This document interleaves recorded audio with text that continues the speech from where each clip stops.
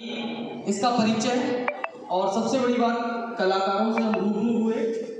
इस पूरे आज के कार्यक्रम पे मेरे मन में क्या विचार आए और इसीलिए मैं धन्यवाद ज्ञापन से पहले अपने वो कुछ विचार रखना चाहता हूँ। सर्वप्रथम जब हम कलाकारों से बात कर रहे थे तो हमने जाना कि इस वाद्य यंत्र को इन्होंने जो अपना जीवन समर्पित किया है तो इनकी भी अपनी एक पीड़ा है। इस सरकार की तरफ से जो उपेक्षा रही है इस प्रकार के वाद्य यंत्रों को आगे लाने की, उसके संदर्भ में बहुत कुछ किया जाना बाकी है। और इन्होंने जब हमारी एक अनौपचारिक चर्चा हो रही थी तो मेरे मन में जो कुछ सुझाव आए मैंने इनसे साझा भी किए कि जिस तरीके से हम बाकी चीज़ों को जैम के ऊपर परचेज करते हैं उसी तरीके से यदि ये अपना रजिस्ट्रेशन अपने कलाकारों की एक मंडली का उस पोर्टल के ऊपर कर दें तो ना केवल एक विद्यालय बल्कि अन्य कई Jawahar Navodaya Vidyalaya backless activity days के अंतर्गत इन लोगों से संपर्क करके इस लुप्त होती कला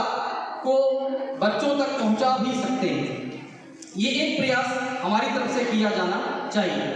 जहाँ तक सीखने की बात है तो आज इस कार्यशाला से कम मुझे 15 साल पुरानी एक बात याद आ गई। शाहपुरा के अंदर एक राजस्थान के एक बहुत ही फेमस कवि हैं कैलाश मंडेला जी, वो इंग्लिश के लेक्चरर हैं और किसी समय में हमने उनके साथ एक वर्कशॉप किया था।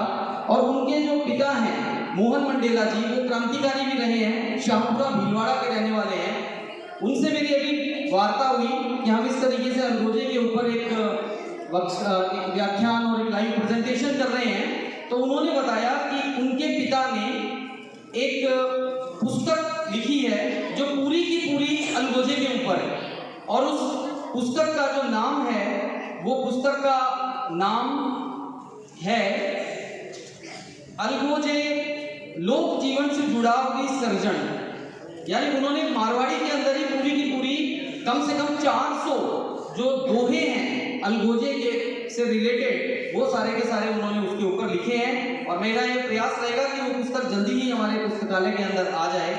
इसके साथ ही उन्होंने एक और नई बात बताई कि राजस्थान का चाहे कितना भी मंच, चाहे राष्ट्रीय अंतर्राष्ट्रीय स्तर का मंच रहा हो, तो कभी भी कवि सम्मेलन जब होता है तो राजस्थान की जब पहचान बताई जाती है तो दो चीज़ों के बारे में बताई जाती है, एक कृषि के बारे में और दूसरी यहाँ की शूरवीरता के बारे में। तो उन्होंने कहा कि कार्यक्रम का आगाज इस दोहे से होता है कि रजधानी रे आंगने दो बाता कलदार और अलगोजा खेता बजे और रण खेता तलवार। यानी युद्ध के अंदर जिस तरीके से तलवार का अपना महत्व है राजस्थान में, उसी तरीके से अलगोजा जो है वो खेतों के अंदर बजा करता है। और साथ ही उन्होंने ये भी कहा है कि अगली जून जन्म लेऊं घर किरसान और गांवा बीते बालपन और अलगोजा रे पान।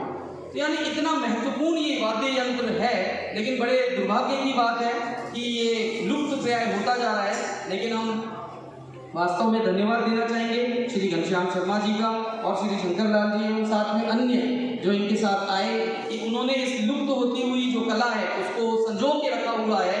और मुझे पूरा विश्वास है कि आप अपने गांव के आसपास इस तरीके की किसी भी प्रकार की कोई लुप्त होती कला यदि है तो उसके बारे में हमें बताएं, अपने म्यूजिक सर को बताएं, आर्ट सर को बताएं, ताकि हम उन लोगों को एक मंच, भले ही एक छोटा ही मंच है लेकिन मुझे पूरा विश्वास है कि आने वाले समय में अन्य विद्यालयों में भी इन्हें इस तरीके का मंच मिलेगा और ये लुप्त होती जो कला है ये लुप्त नहीं हो पाएगी।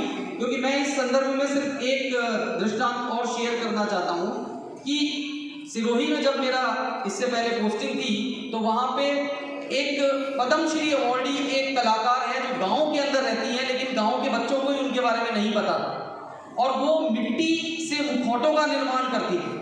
और बाद में हम उस गांव में गए और उनसे हमने कांटेक्ट किया। गांव के अंदर हमने एक वो उसी गांव से मिट्टी जो विशेष प्रकार की थी वो लेके आए, अपने कलाकारों के साथ वो आई और बच्चों को उन्होंने एक जो है 4 दिन का एक वर्कशॉप करवाया और उसके बाद में बाकायदा उन्होंने प्रमाण पत्र भी दिया।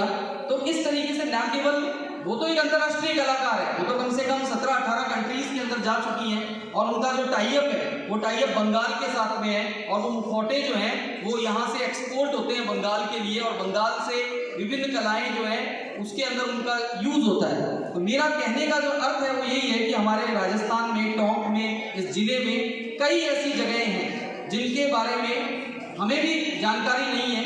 जैसे 2-3 चीज़ों के बारे में तो हम बताते ही हैं कि यहाँ पर जो धन्ना भगत का जो स्थान है, इसके अलावा जो यहाँ पर आपके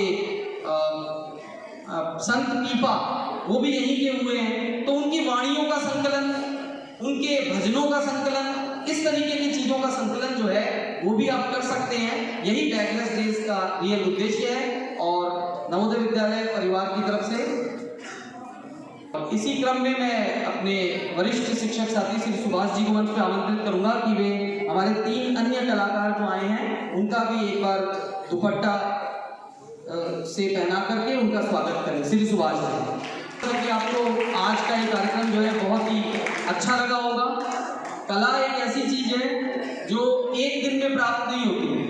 यदि आपने आज इस कार्यक्रम को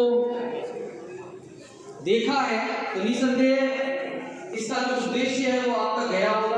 और जैसा मैंने पूर्व में ही शेयर किया कि मैं हमारे म्यूजिक सर से निवेदन भी करूंगा कि कम से कम आप 20 या 30 अलगोजे जो हैं वो विद्यालय चलाएं और एक वर्कशॉप का भी आयोजन करें। हमारे वरिष्ठ शिक्षक साथी श्री सुभाष जी, हमारे अन्य 3 जो कलाकार, बल्कि हमें दिखाया कि किस तरीके से हम अपनी कला एवं संस्कृति को प्रिजर्व कर सकते हैं, संरक्षित कर सकते हैं। और यही सही अर्थों में नेशनल एजुकेशन पॉलिसी जो है उसका उद्देश्य भी होना चाहिए।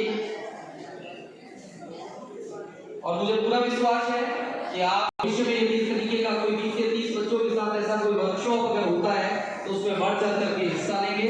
तो धन्यवाद सर आपको। नवोदय विद्यालय समिति एवं विशेष रूप से स्थानीय विद्यालय के प्राचार्य महोदय, उपप्राचार्य महोदय, समस्त स्टाफ की तरफ से, बच्चों की तरफ से हम आपका धन्यवाद देते हैं कि आपने अपने जो बिजी समय में से हमारे बच्चों के लिए समय निकाला और उन्हें लाभान्वित किया। धन्यवाद।